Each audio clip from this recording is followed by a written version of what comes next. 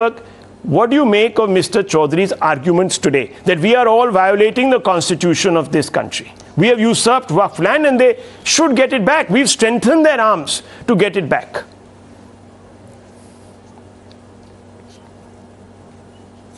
You're on mute, I think. Mr. J Sai Deepak, you're on mute. Yeah. Go ahead. Yes. Am I audible now? Yes. Go ahead. Yes. This point is that land which has been endowed by members of a particular community to their deity belongs to that particular community and it must be protected. And that there must be legislation to protect it. Right? Now apply the very same logic to the land endowed by members of the Hindu community to their temples. So here's what I would ask you to compare. The HRC legislations on the one hand and the manner in which the land of Hindu temples and Hindu community is treated by the state governments on the one hand, and the freedom that is given to this particular community through the Waqf Act. Because for all practical purposes, the very same land that is endowed by Hindus to their own communities, to their own temples, are taken over by the state and they are used for so-called secular non-religious purposes such as construction of roads, such as in Tirupati, construction of metro stations such as in Tamil Nadu and other places. Whereas on the other hand, this particular community effectively has the right to issue show cause notices to others, basically saying, if you do not show cause as to why this belongs to you, it otherwise belongs to me. That is the onus that is effectively cast on members of the community. So unless and until you raise a red flag or an objection explaining how this particular title belongs to you, it otherwise belongs to us. These kind of sweeping powers have been given.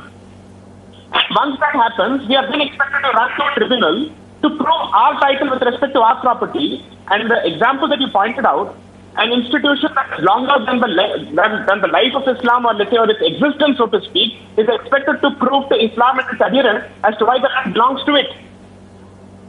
So I'm sorry to say, the existence of legislation in 1920s and 1934 is no reason for the subsistence of the legislation after the Constitution coming into existence. Because those legislations have never been tested on the anvils of the Constitution and the equality that it effectively prescribes and postulates.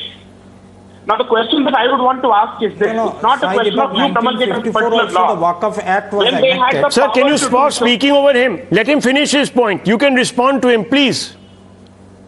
His connection is not the best in any case. Please. Yes.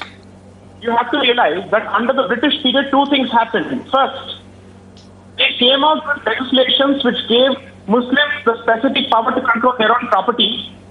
And in places like the Madras Presidency, they initially had a legislation until 1863 and thereafter until 1913, where both mosques and temples were under British control. Subsequently, exclusively temples came under British control, mosques were relieved of British control. And that particular policy has continued under so-called independent Bharat.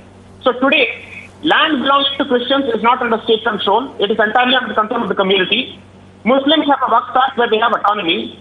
Hindus are the only community whose land as well as their temples are under the control of the state. This is the position. How is this fair on any anvil of so-called secularism that is subscribed to by Bharat? This is a question for everybody to answer.